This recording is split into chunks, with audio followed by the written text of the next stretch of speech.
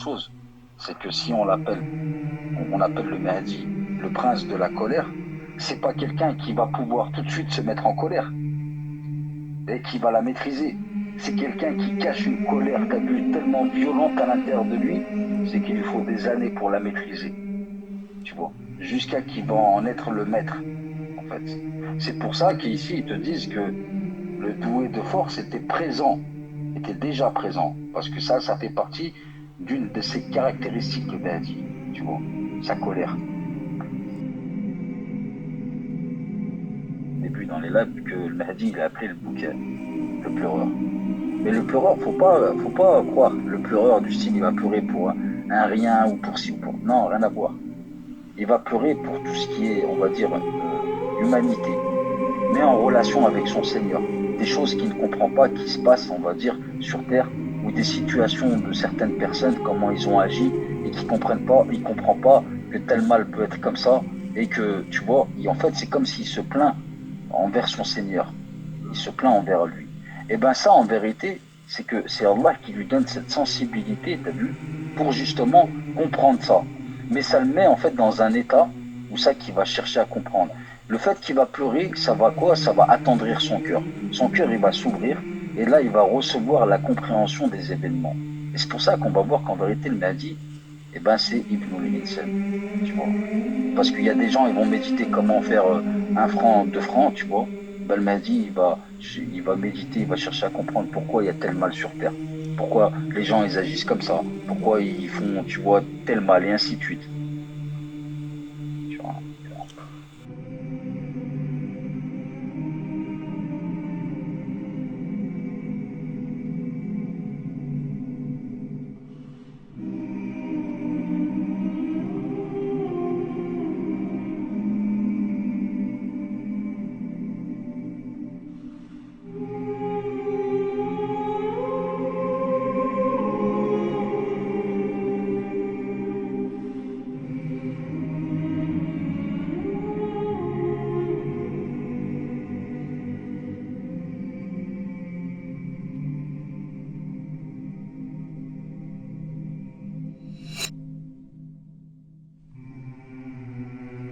Parce que tu as vu avoir une connaissance, un exemple, hein, avoir une connaissance en soi. C'est-à-dire une connaissance, tu as vu, qui est intégrée, non pas à l'intellect, mais qui est intégrée, tu as vu, à limite ta fitra. Mais ne pas pouvoir l'appliquer, c'est un problème. D'accord? Parce qu'il y a des gens, ils ont des connaissances, mais ils ne savent pas les appliquer. Il y a beaucoup de gens, tu vois. Et ben, le Mahdi, il va assimiler des connaissances, mais qui sont en corrélation avec ce qu'il vit.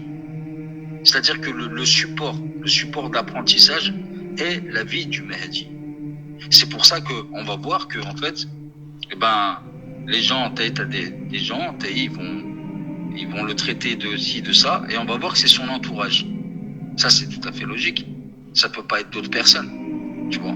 Parce qu'en fait, lui, il vit sa vie, c'est-à-dire avec ses émotions. Du fait qu'il vit sa vie avec ses émotions et ses sentiments, Allah, il va lui apprendre l'ilm et ladunni à travers ça. Parce que ton comportement, un exemple, le comportement, les émotions, les sentiments que tu as pour ton voisin ne sont pas les mêmes que ceux pour un étranger. La parole blessante de ton voisin n'aura pas le même impact que celle d'un étranger. Tu comprends ce que je veux dire?